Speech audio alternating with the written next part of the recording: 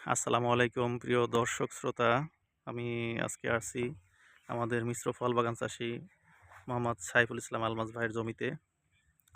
এখানে আলমাজ ভাই একই জমিতে একই সাথে পেয়ারা এবং কুল চাষাবাদ করছে।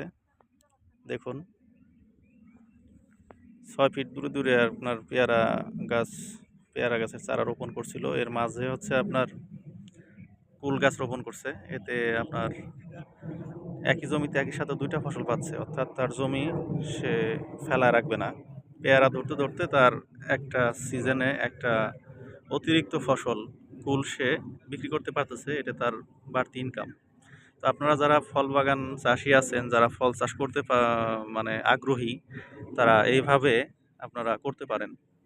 6 ফিট দূরে দূরে যদি আপনি পেয়ারা চারা রোপণ করেন, ওই মাঝে দিয়ে আপনার একটা করে কুলের চারা যদি আপনি লাগাই দেন, তাহলে আপনার বাড়তি একটা ইনকাম আপনি করতে পারবেন। সেই সাথে আপনার জমিটা কিন্তু পতিত থাকবে না। আপনার জমিটা সদ্ব্যবহার হবে, আপনি সর্বোচ্চ ভালো টাকা একটা ইনকাম করতে পারবেন।